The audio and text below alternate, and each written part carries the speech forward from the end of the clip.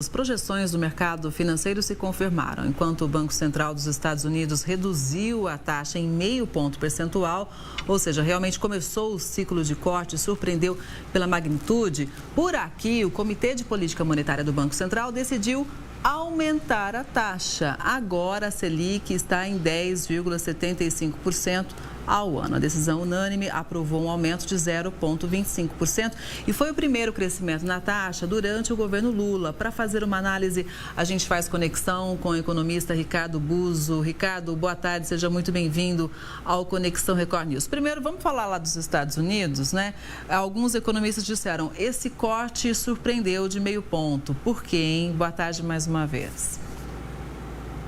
Boa tarde, Kelly. Nos Estados Unidos era a grande expectativa para o mundo, né, quando esse movimento ia começar, porque eles já estão vendo alguma dificuldade na atividade econômica, precisam estimular isso aí.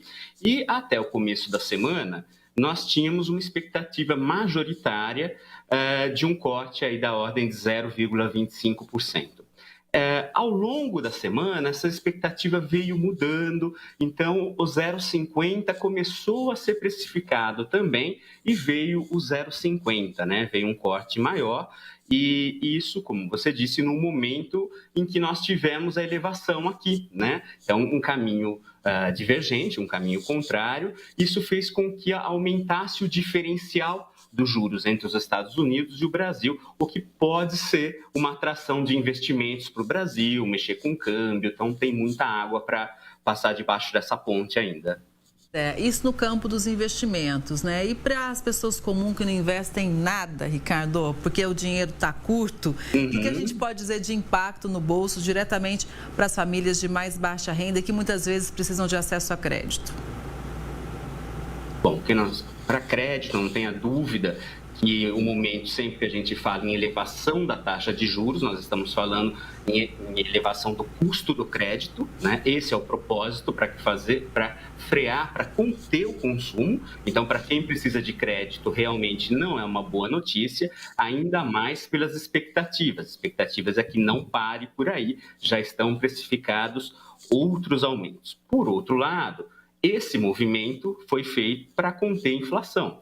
Nós temos uma meta de inflação a cumprir, essa meta é de 3%, podendo chegar a 4,5% no máximo, e convenhamos que é um intervalo bem grande de margem, e as indicações de 12 meses já estão mostrando algo em torno de 4,2%, já está muito próximo. E veja, sempre que se faz uma alteração de política monetária, ela leva alguns meses para começar a surtir efeito, porque você precisa começar a desacelerar, comprar menos, para a inflação começar a dar sinais de queda. Então, já estamos muito próximos do limite e foi por isso que o Conselho Monetário eu fazer essa alteração.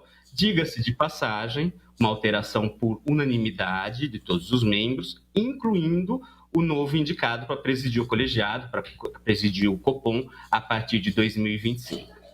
Ricardo, a gente, como você acabou de dizer, aqui no Brasil, pode ter ainda novos aumentos da taxa básica de juros, que serve de referência para todas as outras. Então, ela sobe e todas as outras sobem.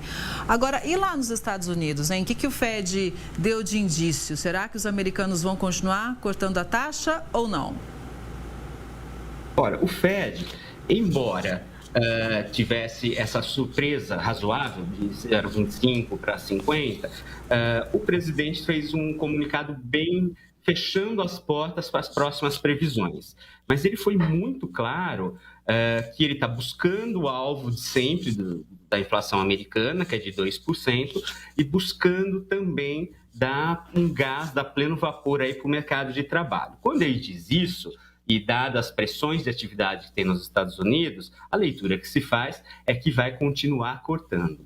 Então, se nós dissermos que lá a probabilidade maior é que continue a cortar e aqui a probabilidade maior é que continue a subir pelo menos até meados de 2025, nós estamos dizendo que esse diferencial de um juro de um país para o outro vai aumentar ainda mais. Isso quer dizer que o Brasil começa a ficar atrativo para receber investimentos de quem procura no mundo uma remuneração melhor, e isso pode significar dólar para baixo, que no momento é um alívio para a inflação.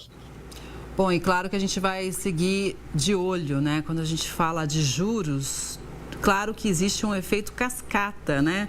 Tanto para investimentos, como a gente mencionou aqui, para quem precisa daquele dinheiro para financiar um carro, um imóvel, né? Para quem precisa de um empréstimo pessoal. Vamos ver o que vai dar, né, Ricardo? A gente sabe que muitas vezes o governo fica naquela chave de braço com o Banco Central, né? O governo pedindo para ter uma taxa de juros menor e o Banco Central dizendo, não, precisamos conter a inflação. Mas a gente precisa entender tudo isso, até para a gente se programar melhor, a gente entender aí os rumos da nossa economia. Muito obrigada, viu, pela análise. Uma boa tarde para você. Cascata, pois não. Esse efeito cascata é justamente porque chama-se taxa básica de juros. Se mexer nessa, todas as outras vão junto. Tá certo, Ricardo. Obrigada, viu? Foi muito bom te ouvir. Uma boa tarde, até a próxima.